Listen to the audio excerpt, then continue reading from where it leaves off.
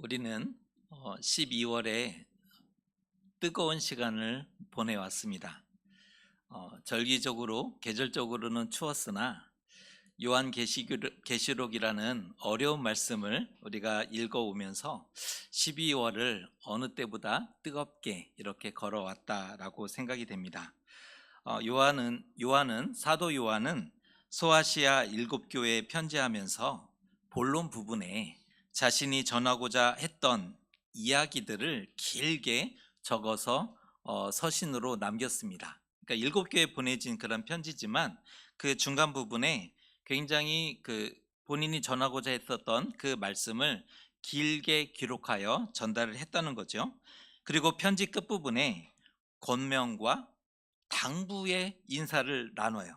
그러니까 편지가 끝나는 시점에 권명과 당부를 붙여주고 있습니다. 오늘 우리가 읽은 본문이라고 볼 수 있는데, 글의 마지막 부분은 전체적인 평가를 하게 되죠. 모든 글의 결론 부분은 이 내용에 대한 평가가 담겨져 있고요. 또 서신으로 기록했기 때문에 건강과 안부를 묻는 내용이 붙고, 또 이후에 만남을 기대하는 내용을 담아, 이렇게 개인적인 소원을 담아 어, 기회가 되면, 하나님의 은혜를 베푸신다면, 하나님이 나를 그곳에 보내시기를 기뻐하신다면 우리가 다시 얼굴을 보며 기뻐할 것이다, 이런 이제 개인적인 내용을 담기도 합니다. 요한계시록은 어떻게 마무리되었을까? 이제 오늘 우리가 이 부분을 살펴보면서 요한계시록을 마무리하고자 합니다. 요한계시록은 어떻게 마무리되었고, 그것은 우리가 어떠한 의미로 받아들일 수 있을지에 대해서 잠시 생각해 보려고 합니다. 요한은 하나님이 전해주시는 모든 예언의 말씀을 천사와 환상을 통해 보고 듣게 됩니다. 지금 요한이 본 것, 들은 것은 하나님이 깨우쳐 주시는 그 환상을 통해서 보고 들은 것도 있지만, 천사를 통해서 보고 들은 것들이 함께 이렇게 이제 등장하고 있는 것을 보게 됩니다. 특별히 6절의 말씀을 보면 지금까지 기록한 모든 예언의 말씀이 신실하고 참된 것이다. 그러니까 이것이 진짜다.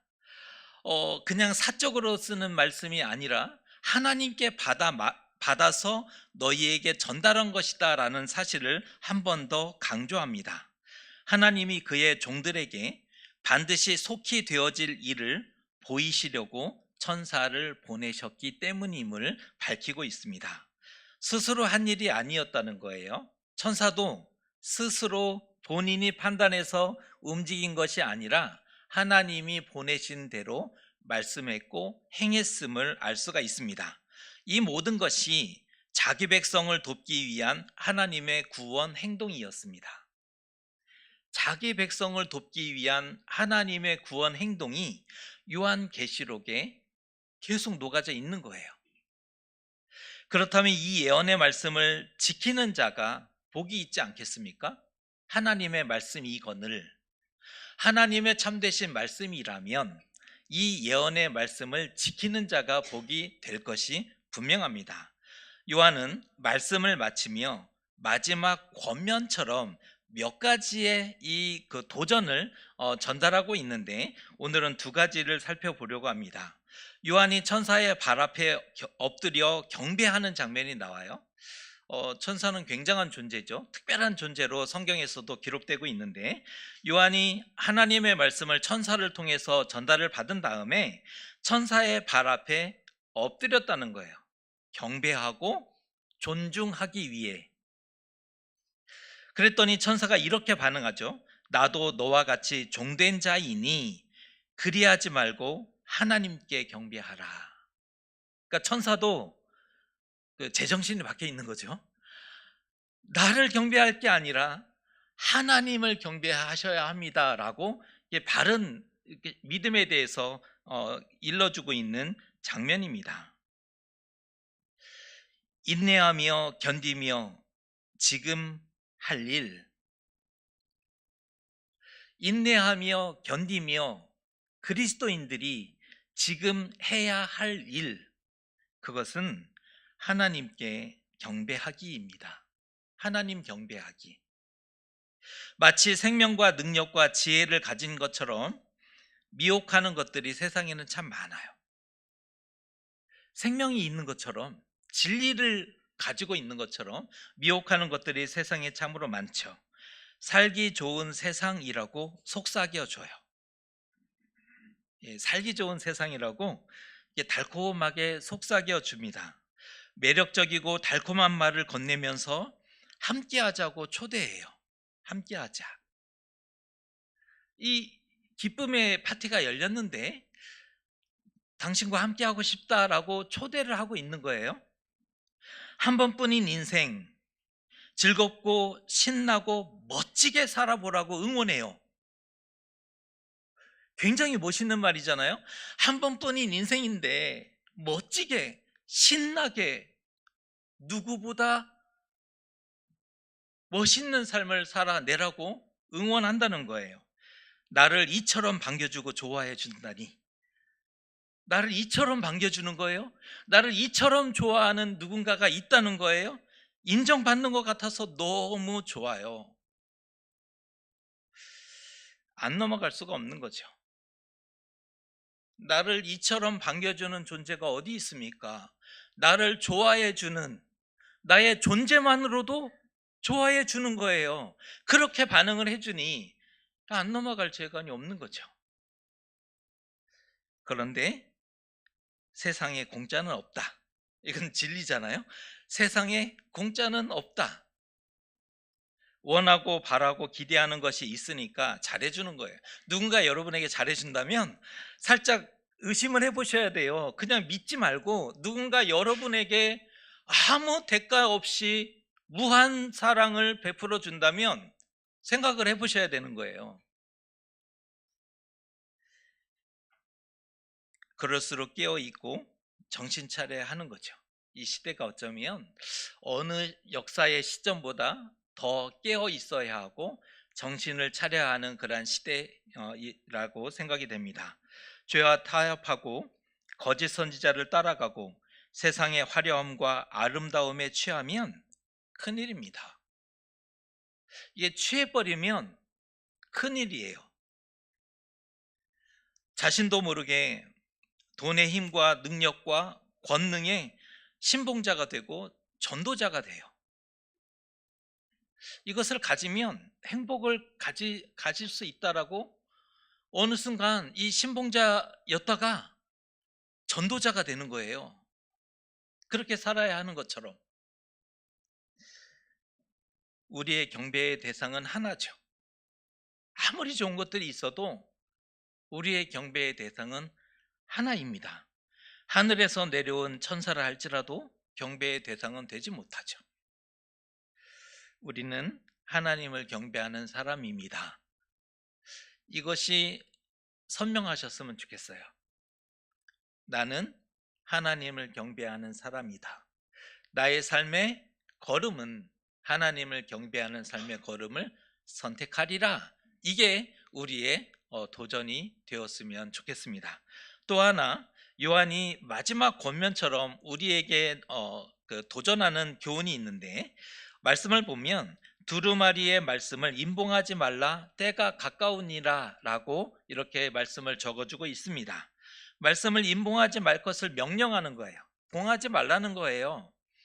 봉한다는 것은 띠를 두르고 거기 불도장을 찍어서 다른 사람이 이게 훼손하지 않고 원본 그대로가 전달이 될 수 있도록 하는 장치, 보호 장치이지 않습니까? 말씀을 임봉하지 말라는 거예요. 왜냐하면 때가 가까웠기 때문이라고 그 이유를 밝히고 있습니다. 그 말씀을 듣고 회개하고 돌아올 자가 있을 것이고, 임봉하지 말아야 하는 이유는 이 말씀을 누군가는 들어야 된다는 거예요. 누군가는 듣고 회개하고 생명을 얻고 승리해야 할 이들이 존재하기 때문이라는 겁니다. 고난의 때를 살아가는 그리스도인들에게 예언의 말씀이 힘과 위로와 능력이 될 것이 분명하거든요. 로마 시대에 고난당하던 그리스도인들이 요한계시록의 말씀을 받아들고 힘과 위로를 얻었어요. 고난을 인내했고 죽음을 선택했고 십자가를 지는 이들이 있었다는 거예요. 하지만 우리는 말씀을 임봉하고 감춰진 것처럼 너무 거룩히 여긴다는데 문제가 있어요. 너무 신성해서 가까이 다가가지 않아요. 너무 신성시하는 거예요. 너무 거룩히 취급을 한다는 거예요. 열려고 하지 않아요. 그게 지켜주는 게 아닌데 말이죠. 그건 지켜주는 방식이 아니에요. 그러니까 신성시해서 멀리하는 그거는 옳은 게 아니죠. 너무 거룩하니까 조금 떨어져 있는 거, 이거 옳은 게 아니에요. 그것은 말씀을 주는 방법이 아니라는 거죠. 성경 말씀이 우리 손에서 멀어진 지 오래라면 회개하셔야 합니다. 반성하셔야 합니다. 회개라는 표현보다는 반성이 더 좋을 것 같아요. 성경 말씀이 너무 멀리 올 한 해에 그동안 걸어온 시간 속에 코로나라는 시간을 걸어오며 바쁜 시간을 걸어오며 성경 말씀이 멀리 있었다면 우리는 반성해야 할 겁니다. 삶에서 말씀과 함께 걷지 않으면 길을 잃어버리게 되죠. 길을 잃어버리게 되는 거예요. 눈을 감고 길을 걸으면 처음에 잘 가는 것 같아요. 빠르게 가는 것 같아요. 왜요? 눈을 감고 자기는 직진한다, 앞을 똑바로 걷는다, 그렇게 생각하니까 처음엔 잘 가는 것 같아요. 하지만 조금만 지나도 방향을 잃어버리기 마련입니다. 어디로 가는지, 어디쯤 가는지 감을 잡을 수 없게 되는 거죠. 너무 멀리 가버리면 돌아오지 못해요. 이게 문제인 거죠. 눈을 감고 걸을 수 있어요. 괜찮아요. 그러나 너무 멀리 가버린 상태라면 돌아오지 못한다는 데 문제가 있는 겁니다. 시편 저자가 우리에게 도전한 바 있습니다. 주의 말씀은 내 발의 등이요 내 길의 빛이니이다. 시편 119편에 이런 고백을 했는데, 주의 말씀이 나에게 등이 되었대요. 길의 빛이 되었다라고 시인은 고백하고 있는 장면입니다. 그래서 인생의 길을 찾았다는 거예요. 바르게 길을 걸어낼 수 있었대요. 이 시인의 고백인 거예요. 주의 말씀을 통해서 내 인생의 방향을 잡을 수 있었고, 주의 말씀을 통해서 삶의 길을 잃어버리지 않을 수 있었습니다라는 고백을 시인은 하고 있는 거죠. 멋진 삶이고 고백이지 않습니까? 우리도 그렇게 고백할 수 있으면 좋겠다. 우리 시간이 많이 지난 다음에 주의 말씀이 나의 삶의 빛이 되었습니다. 내 발에 등이 되었고, 갈 길 몰라 헤맬 때 나에게 나침판이 되어 주셨다. 이렇게 얘기할 수 있다면 얼마나 고마운 일이겠습니까? 다니엘에서는 예언의 말씀을 봉하라라고 명령을 했어요. 다니엘서를 보면 이 예언의 말씀은 많은 사람들에게 가서 읽어주거나 가르치거나 선포해야 하는 말씀이 아니라 임봉하라라고 닫아놓았어요. 하지만 신약에 와서 요한계시록에서는 이 예언의 말씀을 임봉하지 말아라.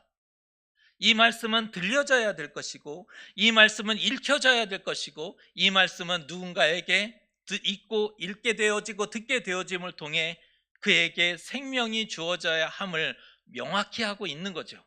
다니엘에서는 임봉했던 말씀이 요한계시록에서는 열려진 말씀으로 우리에게 전달되고 있는 겁니다.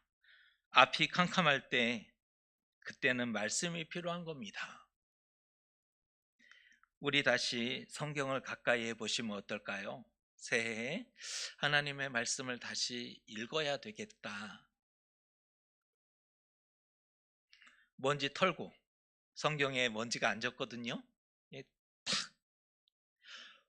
불고 탁 치고, 우리 후탁 성도가 되면 안 되는 거예요. 후 불고 탁 치고. 이 성경을 그렇게 그 용도로 쓰는 게 아니라고요. 우리의 삶의 발의 길로, 등으로 만드는 말씀이 되어야 하는 거죠. 새해 우리 한번 도전하시면 좋을 것 같아요. 다시 창세기부터. 그런데 일용할 양식의 순서가 창세기예요. 내일부터 창세기가 이제 새로 시작이 되는데 우리 다시 용기 내어 성경 말씀을 가까이, 많이 말고, 많이는 힘들어요. 서로 힘드니까 주어진 말씀 안에 하나님의 길을 발견하고 빛을 발견하는 그러한 걸음을 다시 한번 도전해 보실 수 있었으면 좋겠습니다. 우리가 가야 할 바른 길을 찾게 되고 방향을 찾을 수 있게 될 것입니다. 삶이 바쁘고 분주하고 정신이 없어요. 참 현대인의 삶은 많이 바쁘죠. 분주해요. 우리 주변엔 볼거리도 많고 들을 거리도 많아요. 여기 좋은 것이 있다고 초대장도 우리 손에 많이 들려져요. 좋은 것이 있대요. 하지만 정작 가장 중요한 말씀에 무관심했다면 우리는 바르게 걸어온 걸음은 아닐 수 있는 겁니다. 하나님이 인봉하지 않은 말씀을 스스로 봉해버리고 구석에 던져버리는 것은 올바른 선택이라 할 수 없을 것입니다. 이 시대에 어울리지 않는 고리타분한 것으로 여기지 마세요. 구약은 너무 오래됐고 신약은 벌써 2000년 전의 일이고 너무 고리타분한 것으로 여기지 않으셨으면 좋겠습니다. 하나님은 두루마리의 말씀을 지키는 자가 되라라고 요구하고 있습니다. 인봉되지 않았으니 우리도 가까이 하고 읽고 듣고 지키는 삶이 될 수 있어야 할 것입니다. 무엇이 불의인지 알면 안 하려고 할 거예요. 무엇이 더러운 것인지 알게 되면 그 더러운 것에서 떠나려 할 겁니다. 무엇이 의로운 것인지 알면, 무엇이 정의로운 것인지 알면 그 의로운 것, 정의로운 것을 해보려고 노력도 할 것입니다. 무엇이 거룩한 것인지를 알면 거룩을 연습할 수도 있게 되는 거죠. 예수께서 약속하셨습니다. 12절의 말씀입니다. 보라, 내가 속히 오리니 내가 줄 상이 내게 있어 각 사람에게 그가 행한 대로 갚아 주리라. 예수님이 속히 오심을 강조하시면서 그날에 상이 있음을 약속하고 있습니다. 사람이 행한 대로 갚아 주시는 날. 예수께서는 선한 일을 한 사람에게 선한 상을 말씀하셨습니다. 반면 악한 일을 행한 자에게는 책임을 지도록 말씀하십니다. 예수님은 알파와 오메가이시다. 지금 이제 성경 전체를 마무리하는 거예요. 처음과 마지막이시다. 시작과 마침이시다. 이런 얘기를 하시는 거예요. 요한계시록은 지금 성경 전체를 갈무리하는 그런 시점이기 때문에 예수님의 말씀이 들려오는 거예요. 나는 알파와 오메가다. 시작과 끝이다. 우리의 창조주이심이요 구원자이심. 이게 어려울 수 있으나, 예수님이 창조자이시다 또 구원자이시다, 이게 어려울 수 있으나 우리는 우리의 믿음을 세워가는 거잖아요. 오늘 기도하신 집사님 기도 너무 잘해 주셨는데 무너질 수 있어요. 괜찮아요. 의심할 수 있어요. 괜찮아요. 다시 믿음을 일으켜 세우는 방식, 하나님의 말씀 앞에 우리의 영혼을 정직히 세워보는 방식. 자기 두루마리를 빠는 자들이여, 옷을 빨고 삶을 거룩하게 하시고 영을 새롭게 하셨으면 좋겠습니다. 이 도전하는 거예요. 노력하는 거예요. 우리를 위해 생명나무를 준비해 주셨대요. 요한계시록을 읽어보니까 우리를 위해 준비된 생명나무가 있대요. 그리고 새 예루살렘이 하늘에서 내려오게 될 거라는 겁니다. 거룩한 성에 들어갈 표와 권세를 우리는 가진 사람들인가? 지난주 고민했어요. 우리는 거룩한 성에 들어갈 표를 준비한 사람들인가를 진지하게 고민도 했습니다. 새벽이 다가오고 있으니 예수께서 증언하신 말씀을 신뢰하며 그 말씀을 한 번 더 붙잡는 방식으로 우리의 삶을 걸어가 보시면 어떨지 초대합니다. 예수님의 초대가 우리의 귓가에 오늘 들려집니다. 17절의 말씀을 제가 읽어드립니다.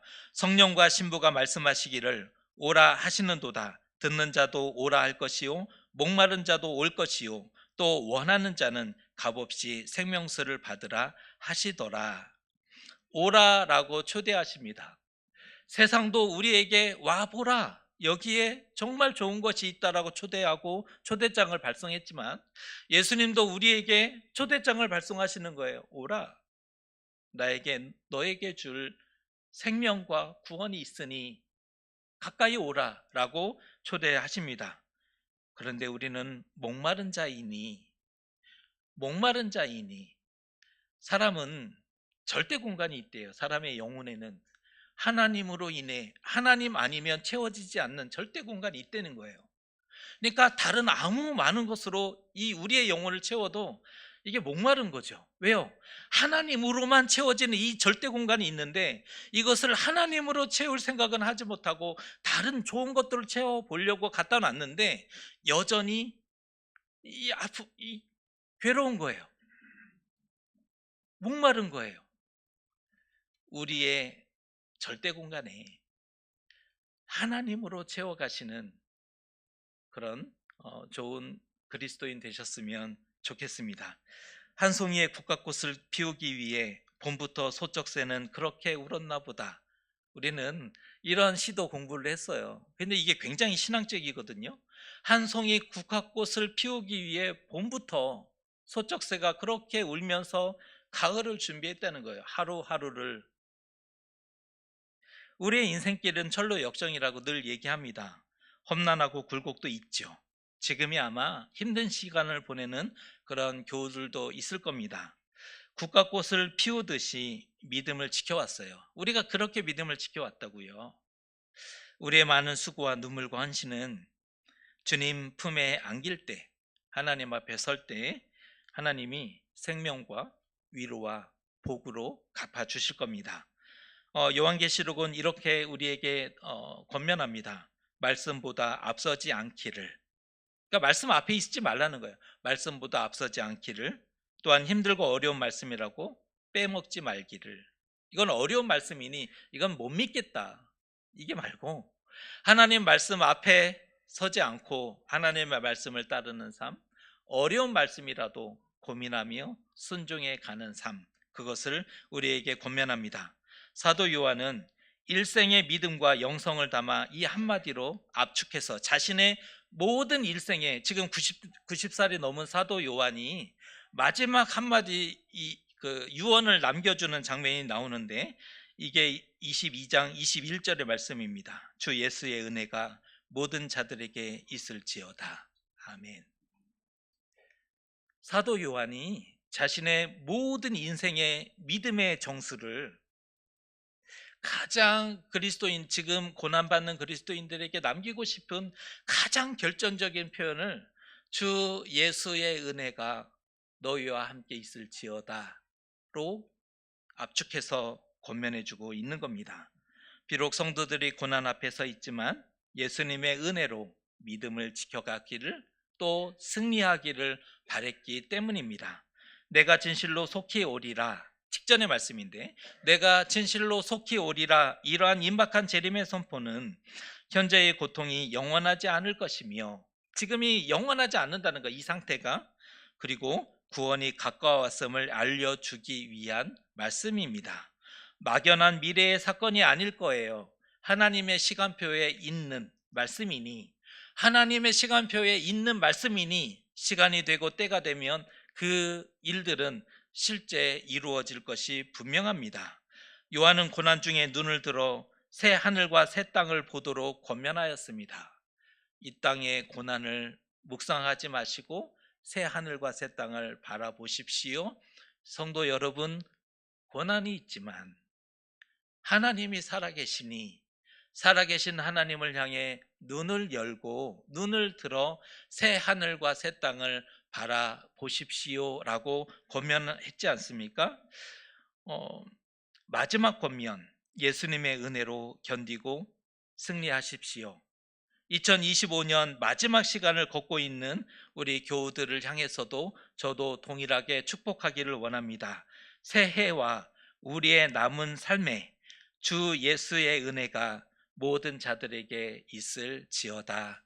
아멘. 기도하겠습니다. 어려운 시대를 살아가고 버거워하는 믿음의 형제들에게